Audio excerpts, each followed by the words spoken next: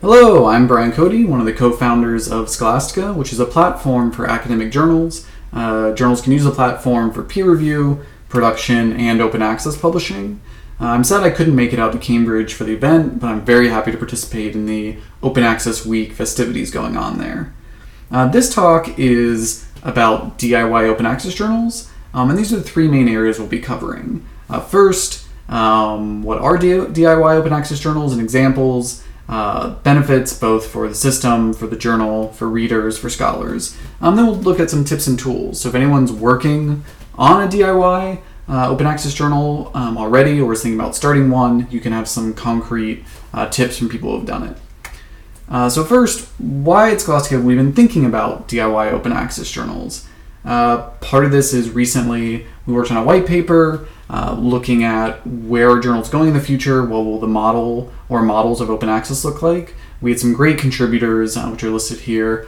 So I got to speak with a lot of very informed open access scholars and advocates. And in that white paper, sort of the underlying dynamic, we know that where we are now, there's a lot of big publishers who charge quite a bit for generally gated access, so sort of not the ideal for what we want in scholarship.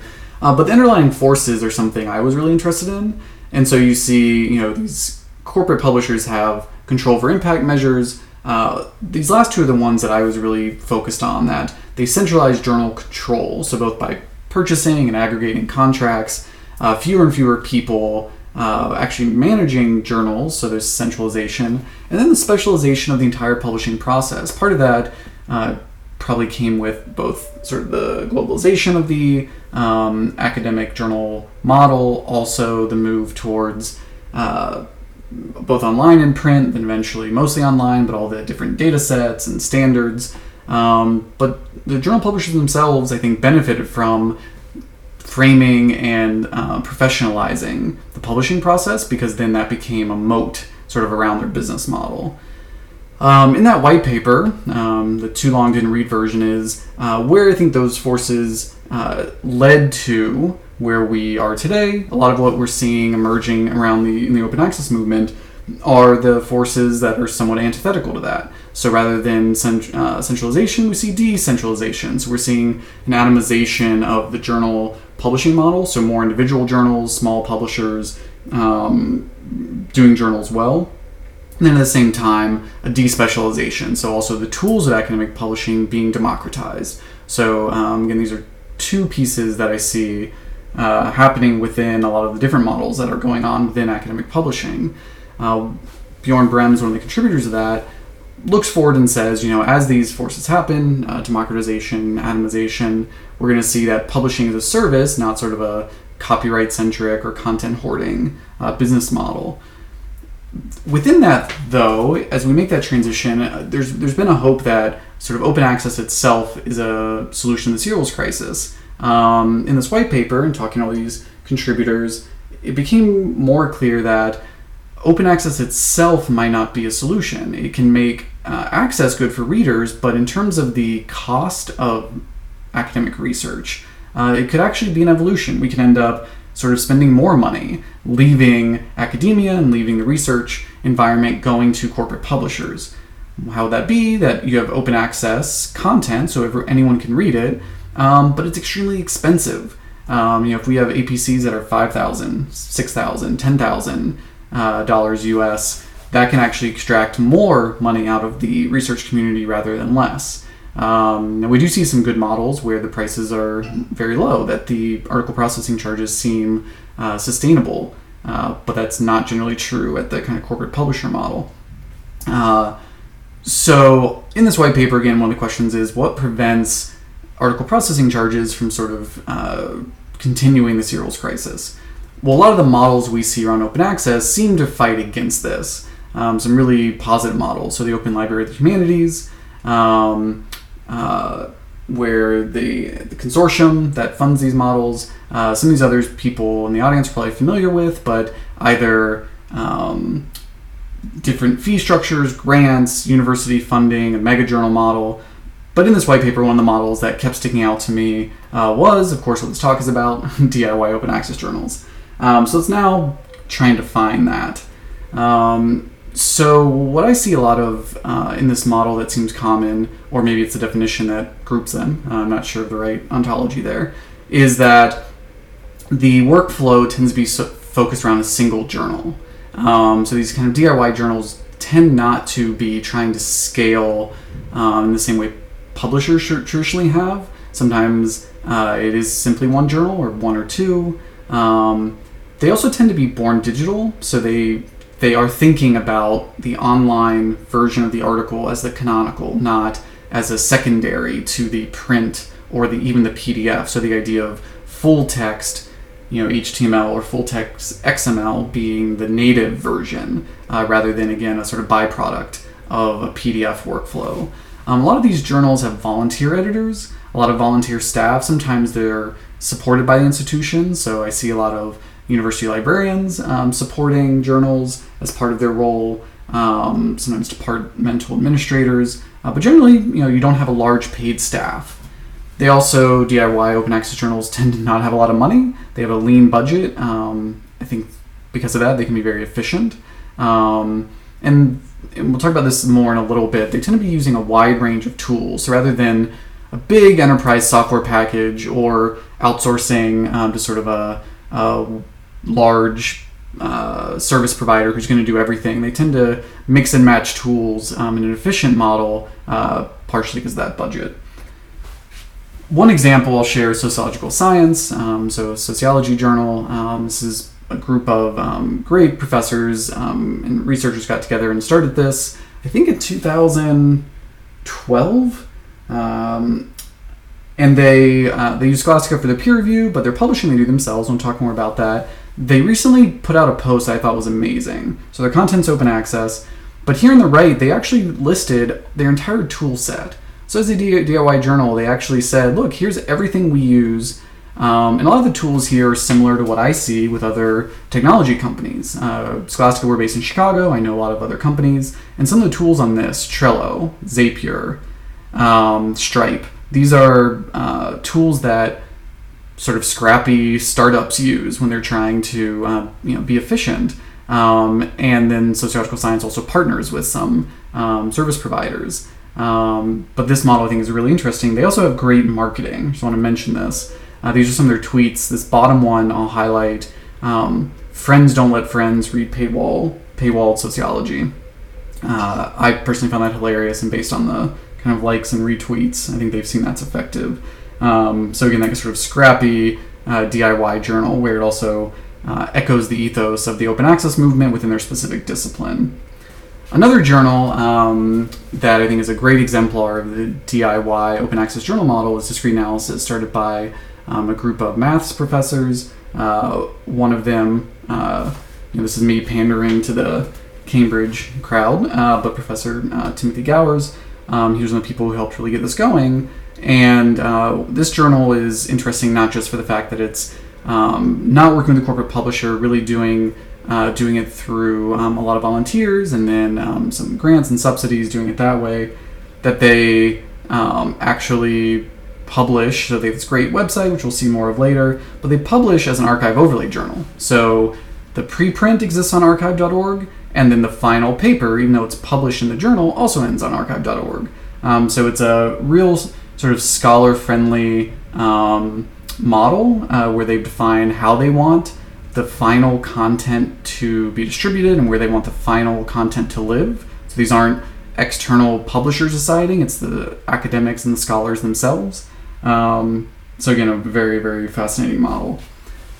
For these DIY journals, where do we see benefits? At the systems level, the move from corporate publishers where they do these different services as sort of part of their sort of multi-armed strategy. When you move to a DIY model, each of these services ends up being an option. So the DIY journal can use each of these individually, and they can also trade them out. So they can use peer review software and decide that's not right for them and go to something else. They can change out how they publish. But generally, they're thinking about these pieces as discrete. And again, where that's good is it moves towards that Bjorn Brem's quote we saw earlier, the idea of publishing as a set of services rather than a content hoarding model. And so DIY journals really live that, partially through necessity, but partially, I think, through design. They're really living, I think, the open access dream. Academics can retain control of copyright, usually through a Creative Commons license. But the cost of publishing is, I think, the biggest benefit. When a group of editors or academics decide to start or continue or support a DIY open access journal, the cost of publishing becomes under their control, or at least under their decision. Sometimes this stuff is hard. But they're deciding the publishing methods. It's not, again, a corporate publisher deciding how and what it is themselves. And like we saw with the Archive Overlay Journal, how the research is finally distributed also ends up under their control. There are two main streams that I've seen for how journals sort of move into a DIY model. One is this flipping journals, so from usually corporate controlled, subscription based to an open access model. Glossa is probably the most famous model. There's a lot of there's a maintained list of all the different journals that have flipped. It's a sort of fascinating model, and I'm not going to really talk about that one. I'm talking more about the sort of, I would call it a startup model. So a journal who's being started from scratch and can sort of is a new entity rather than one that is sort of converting from publishers, because the flipped model, there can be some legal frameworks that one has to navigate versus a new journal, a startup journal. You don't really have to worry about that as much. But for someone who wants to do a DIY open access journal or is already doing and looking for some tips, I'm going to walk through some of those. So looking at peer review, these are more tips having talked to journals. Make sure as much as possible you can get all your data in one place.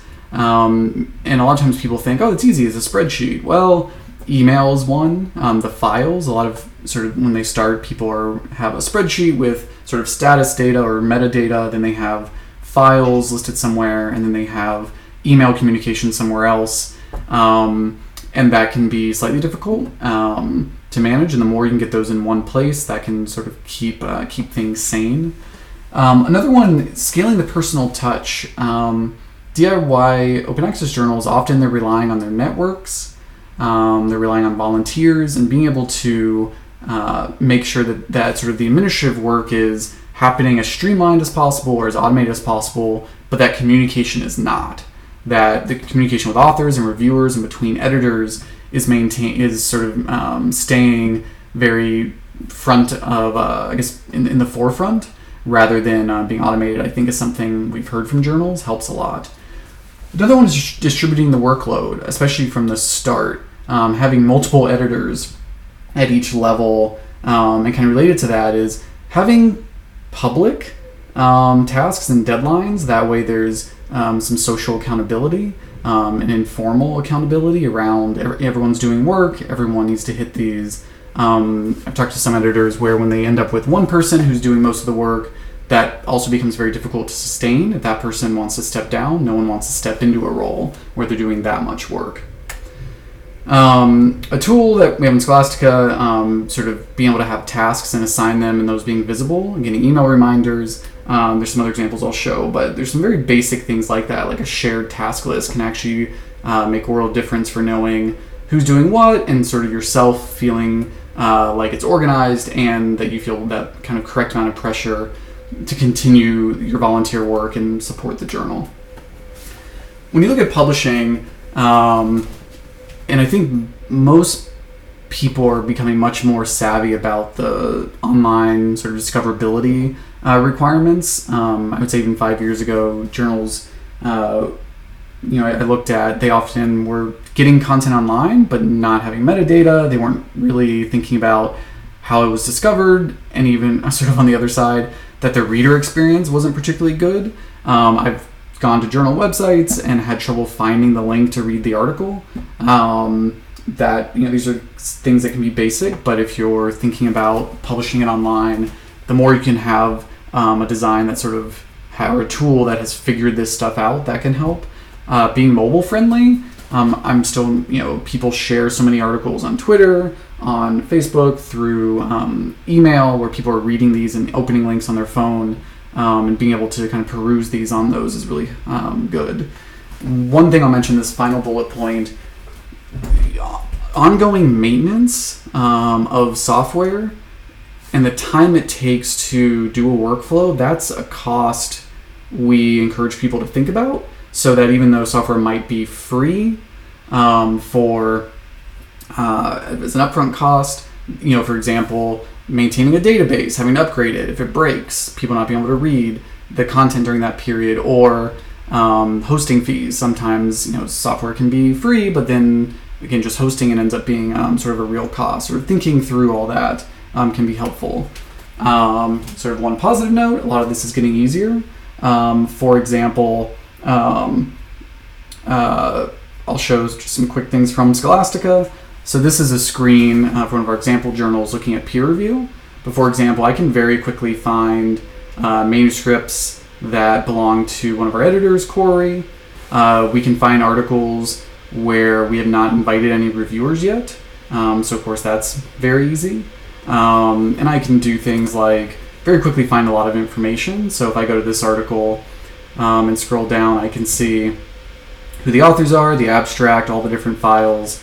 One of the things that's really nice is we also build in email. So for example, I can see threads like emailing from Scholastica, the author responds from, say, his or her phone, with an attachment.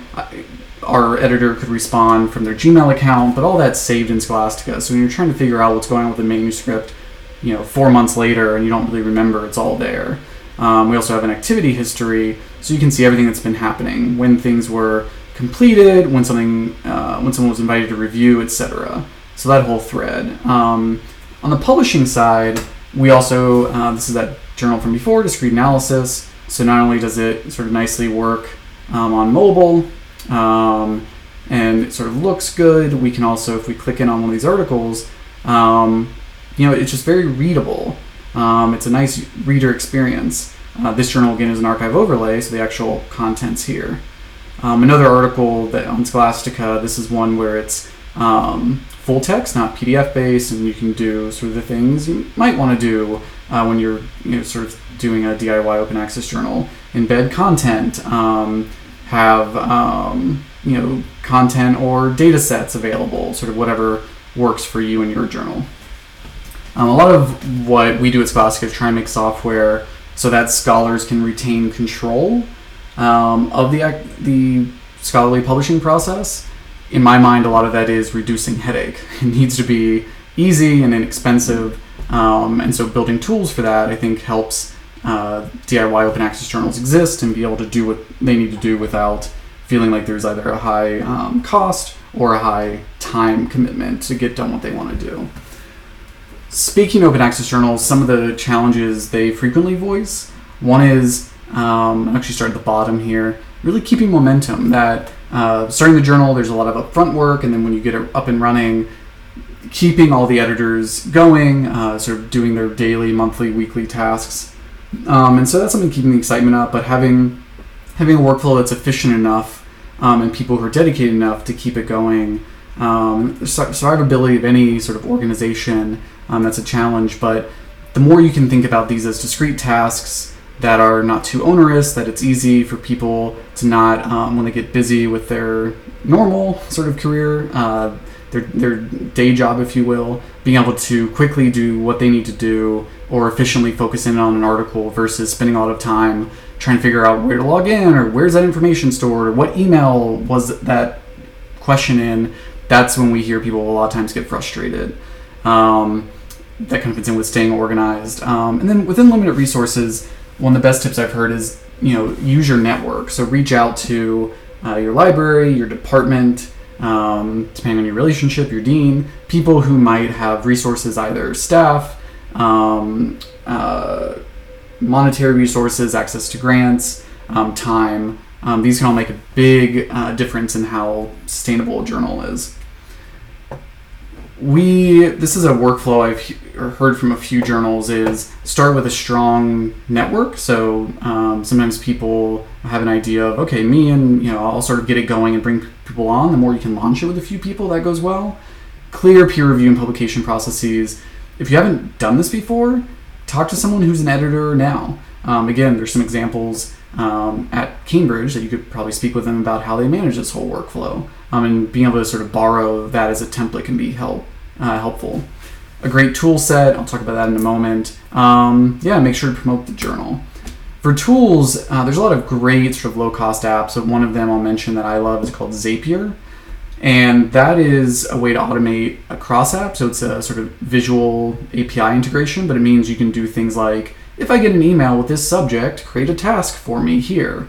Or if someone fills out this form online, add it to a spreadsheet, and then send me a message in Slack or text my phone. You can do a lot of really interesting workflows with that. And so without having to sort of use large enterprise software, which is I think in the domain of the corporate publishers, you can have a very efficient workflow that's customized for your journal through tools like Zapier.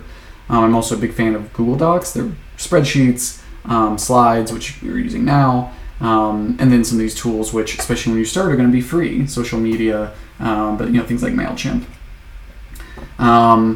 Mentioned briefly these different models, but I think across make sure to explore all the different models that might be available to you to support this for whatever funding you do need. Usually there's some minimal amount, but generally between submission fees, low article processing charges, or grants, a journal can be run sort of on a very lean budget very effectively.